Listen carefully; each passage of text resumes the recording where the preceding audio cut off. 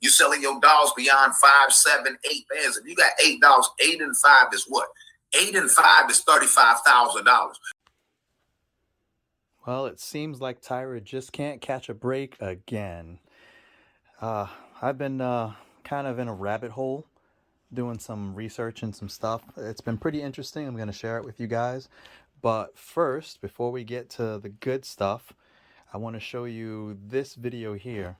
It's a video of Roscoe trying to eat earlier today, or was it yesterday, whenever it was. It seems like Tyra only has one bowl for all of his dogs, and because they only eat once a day, they tend to get aggressive. They claim ownership over that one bowl and the full food that's in it. So anytime another dog goes near it, they get upset and they start barking at them. In the case of Roscoe, Roscoe has been beat up before by the other dogs. The other dogs, if you guys remember, they don't like Roscoe. I guess because of his color, maybe. They're all the same gray and white patterns, whereas Roscoe is pure white, and they never liked him from the beginning. So they would always like take up space on like the pillow that he had, and not let Roscoe come up with them. So now when it comes to food, because they feel food is scarce, whenever Roscoe goes near the bowl, they bark at him. He flinches. You can tell he's the submissive one in the group. He flinches and he moves away from the food and water. This also makes him nervous, and he walks behind the couch and he pees. He'll also go towards the kitchen island, and he'll pee on the kitchen island. He gets really nervous when he's barked at by the other dogs, and he can't control himself. He pees out of nervousness. You'll also notice that when Tyra walks past him at one point, he flinches, like he's afraid he's going to be hit. This dog is a submissive dog, and I don't see him being very much use when it comes to breeding in that so-called kennel of his. And after this, we're going to show you something else that might be interesting to you.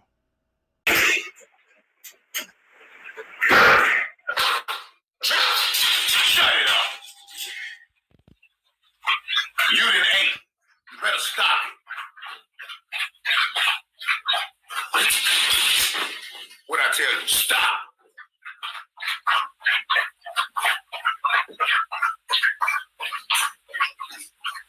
Can't get fucking mad. You done already ate. But I'm feeling. Hey! Cut it out! Roscoe, come here. Ass up. And I'm not gonna. Roscoe, come here. Get in there. Shut your ass up. And I'm not gonna tell you again.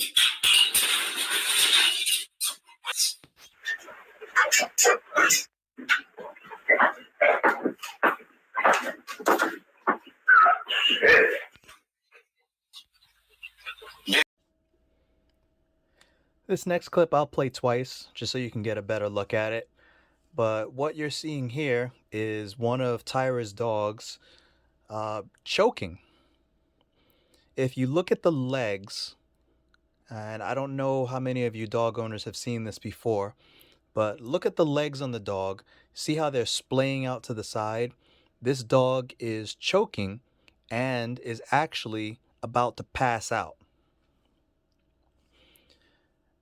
What you do in this case, if your dog is choking and you see them about to pass out like that, you go over to them, you use your hand and put it underneath their chest to support the rest of their body, because they're having trouble supporting themselves from lack of oxygen. You give them a second to see if they're going to cough up whatever it is. If they're not going to, give them a little tap on the back of the neck, see if that helps.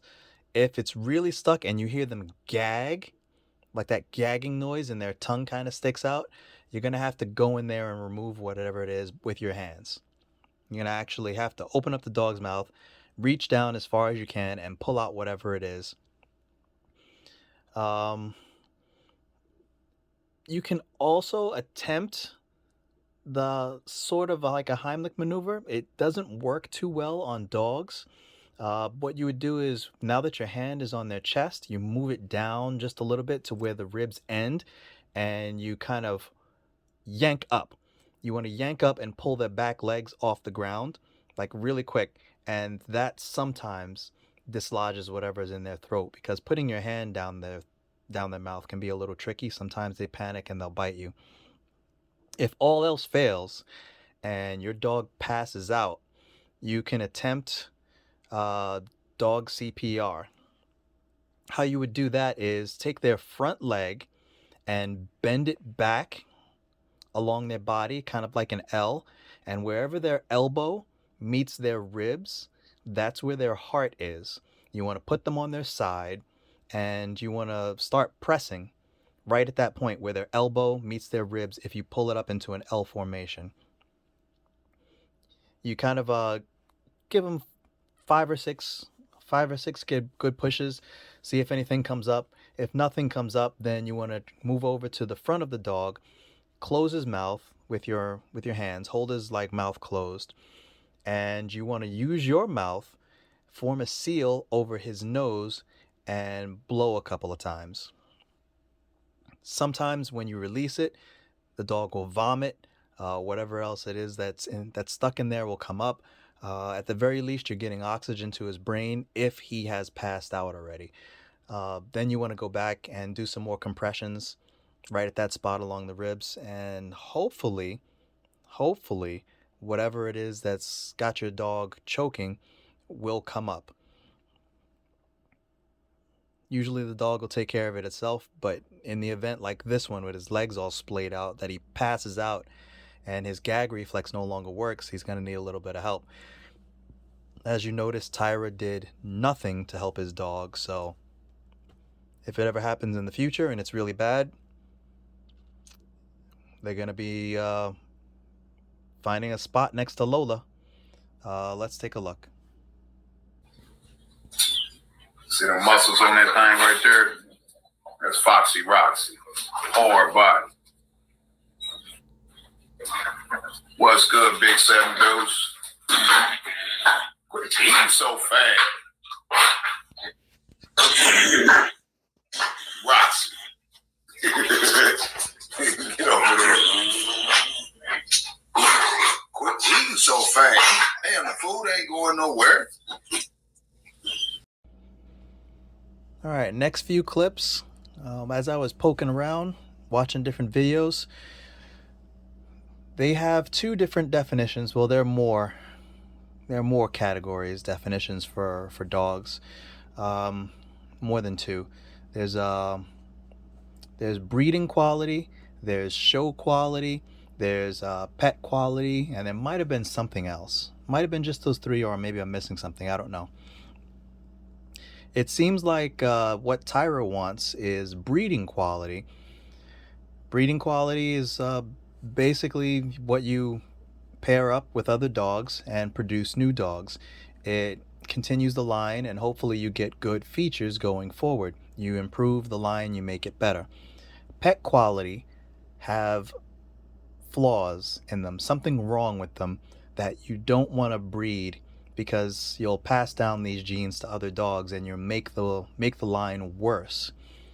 I'm making the case here, based on the information that I found, that Tyra's dogs are pet quality dogs, but he seems to think they're breed quality dogs. Let's have a quick listen to this, and we'll come back with some commentary in a second. We're going to be talking about kennel blindness and what you can do to not have it. That's one of the worst things that you could have, is not be objective or being your own worst critic. Okay, if you're able to see your dog's flaws before anybody else tells you, that's the position you want to be. The last thing you want to do is to be the last person to figure out that your dog is east-west. So we're going to get to it today. We're going to break a couple of things down. I'm going to show you what I do with dogs that don't meet standards in my yard. Now look at her front feet, how they naturally set when I call to her attention. See how they're not east-west?